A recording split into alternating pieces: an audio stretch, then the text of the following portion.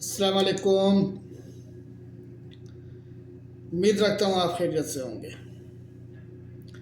आज मैं आपको एक ज़बरदस्त कहानी सुनाने वाला हूँ जिससे आपको यह अंदाज़ा हो जाएगा कि अच्छी किस्मत को अच्छी कहा जाए या बुरी किस्मत को बुरी।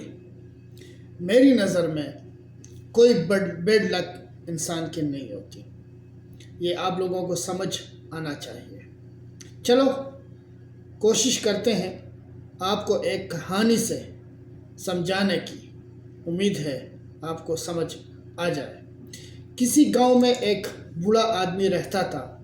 वैसे तो वो बूढ़ा बहुत गरीब था, लेकिन इतना गरीब होने के बावजूद गांव के अमीर लोग उस पर रशक किया करते थे, उससे जेलस थे, क्योंकि उसके पास एक बहुत ही बड़ा खूबसूरत घोड़ा था। कई लोगों ने कई बार उससे वो घोड़ा ख़रीदने की कोशिश की, उसे बहुत अच्छी कीमत की भी ऑफ़र की, लेकिन उस बूढ़े आदमी ने हमेशा इनकार किया। उसका कहना था कि ये घोड़ा मेरा एक फैमिली मेम्बर जैसा है, मैं इसे कैसे बेच सकता हूँ। उसके दोस्तों, उसके रिश्तेदारों ने भी उसे कन्विंस करने की बड़ी कोशिश की कि तुम्हें एक अच्छी कीमत मिल रही है, तुम इसको क्यों नहीं बेच रहे। इन पैसों से तुम्हारे दिन फिर जाएंगे, तुम अमीर हो जाओगे, अपनी ज़रूरत ही पूरी कर लोगे। घोड़े का तुमने क्या करना है, तुम्हारे किस काम का है। लेकिन वो बूढ़ा आदमी न माना, वो घोड़ा बेचने पर कभी तैयार न हुआ। वक्त ऐसे ही गुजरता रहा। एक दिन जब वो सुबह उठा तो उसने देखा कि घोड़ा उसके अस्तबल में नहीं है, मौजूद नहीं है।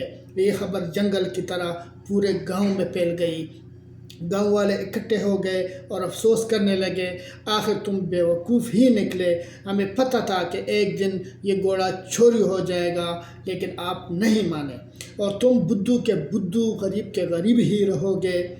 अगर तुम समझदार होते, हमारी बात मान लेते, तो तुम्हें ये दिन न देखना पड़ता। तुम्हें उसकी मुंह मांगी कीमत मिल रही थी। अब तो घोड़ा नहीं रहा, अफसोस है तुम पर और तुम्हारी किस्मत ही ख़राब है। तुम्हारी बुरी किस्मत ने तुम्हें ये दिन दिखाया। बूढ़े आदमी ने कहा कि उसको बुरा मत कहो, ऐसा मत बोलो, बस इतना कहो कि घोड़ा गायब हो गया है। अब ये मेरी बदकिस्मती है या खुशकिस्मती, कौन जानता है।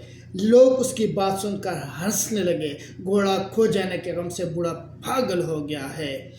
बेड लक नहीं है तो और क्या है। वो घोड़ा इतना कीमती था, उसे बेचकर ही इतने पैसे कमा सकता था, अमीर हो सकता था, ऐश वाली ज़िंदगी होती उसकी। लेकिन अब ये गरीब का गरीब है। ये बेड लक नहीं तो और क्या है। अभी घोड़ा को गायब हुए कुछ ही दिन गुजरे थे, कोई तकरीबन 2 हफ्ते। अचानक एक रात वो घोड़ा वापस आ गया। उसे किसी ने चोरी नहीं किया था, बस अपनी रस्सी तोड़वा कर जंगल की तरफ भाग गया था। और अब इस बार वो घोड़ा अकेला नहीं आया, बल्कि अपने साथ 10 और घोड़े लेके आया। गांव वालों को जब इस बात की खबर मिली तो वो सारे किसान के घर इकट्ठे हो गए, वाह वाह करने लगे। और तुम्हारे लिए बड़ी खुशकिस्मती की बात है, एक घोड़ा अब तो तुम्हारे पास 10 घोड़े हो गए हैं। बूढ़े आदमी ने कहा कि ऐसा न कहो, इतनी बड़ी बात न कहना, बस इतना ही कहो कि मेरा घोड़ा वापस आ गया है और इसके साथ 10 घोड़े और भी हैं। इसको मेरी किस्मत से न जोड़ो। मेरी किस्मत अच्छी है या बुरी कौन जानता है।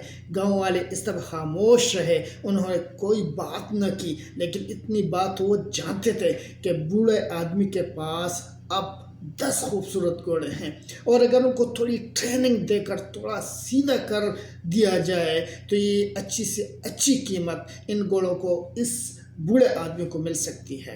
इस बूढ़े आदमी का एक नौजवान बैठा था जिससे वो बहुत प्यार करता था। वो बूढ़े आदमी का इकलौता बेटा था। उस नौजवान लड़के ने घोड़ों को ट्रेनिंग देना शुरू कर दिया। एक दिन वो ट्रेनिंग के दौरान एक घोड़े से गिर गया और उसकी टांग टूट गई। लोग एक बार फिर उसके घर इकट्ठे हो गए और उन्होंने अपना फैसला सुना दिया, तुम्हारे इकलौते बेटे की दोनों टांगें टूट गई हैं। कितना बड़े बदकिस्मत हो आप, ये तो बड़ी बेड लक हुई है तुम्हारे साथ। बूढ़े आदमी ने कहा कि इतनी बड़ी बात न करो, इस वाक़ये से मेरी किस्मत का फ़ैसला न करो, सिर्फ इतना कहो कि मेरे बेटे की टांगें टूट गई हैं। अब ये अमीर, ये मेरे लिए खुशकिस्मती है या बदकिस्मती, कौन जानता है। गाँव वाले हैरत से बूढ़े आदमी का मुंह देखते रह गए। जवान बेटे की टांगें टूट गई, वो सारी ज़िंदगी के लिए माजूर हो गया है। उसको बदकिस्मती ना कहें तो और क्या कहें। अभी कुछ ही हफ्ते गुजरे थे कि किसी दूसरे मुल्क के राजा ने उनके मुल्क पर हमला कर दिया। राजा को फौज की ज़रूरत थी। गांव के नौजवानों को ज़बरदस्ती फौज में भर्ती किया जाने लगा। राजा के सिपाही बूढ़े आदमी के घर आए, लेकिन चूंकि बूढ़े आदमी के बेटे की टांग टूटी हुई थी, वो माजूर था, इसलिए सिपाही उसे छोड़ गए। गांव के लोग फिर से इकट्ठे होकर बूढ़े आदमी के घर आए। उन सब की आंखों में आंसू थे और वो इंतहाई अफसरदा थे। तकरीबन हर घर से किसी न किसी नौजवान को फौज में भर्ती किया गया था और उनके वापस आने की भी कोई उम्मीद नहीं थी, क्योंकि जिस राजा ने हमला किया उसकी फ़ौज बहुत मजबूत थी।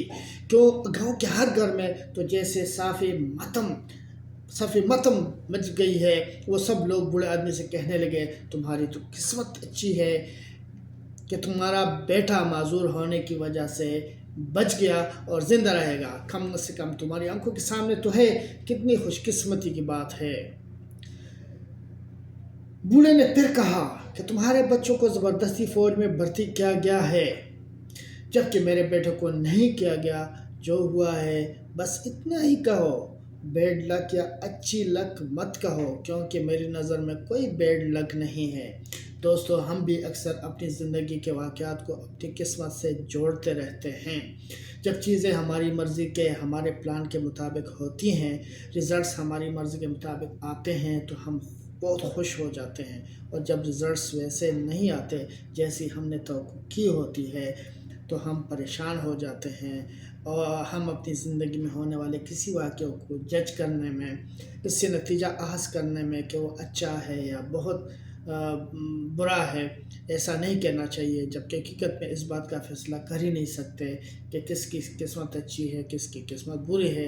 ये जो वाक़या हुआ है वो हमारे लिए अच्छा है या बुरा है। बात चीज़ें देखने में बड़ी अच्छी नज़र आती हैं, वक्ती तौर पर हमें उनसे फ़ायदा मिल रहा होता है, लेकिन हमें नहीं पता होता कि आगे चलकर वो हमारे लिए अच्छी साबित होंगी या बुरी। बाज़ दफ़ा आज अच्छी नज़र आने वाली चीज़ें आने वाले कल में हमारे लिए एक तकलीफ़देह चीज़ बन जाती हैं, हमें किसी बहुत बड़े नुकसान से दो चार कर देती हैं। और बाज़ दफ़ा आज बुरी नज़र आने वाली चीज़ आने वाले कल में हमें फ़ायदा दे जाती है, हमारे लिए रहमत बन जाती है। अब इसलिए अपनी ज़िंदगी में होने वाले वाक़यात को अपनी किस्मत से नहीं जोड़ना चाहिए, उन्हें अपने लिए खुशकिस्मती या बदकिस्मती नहीं समझना चाहिए।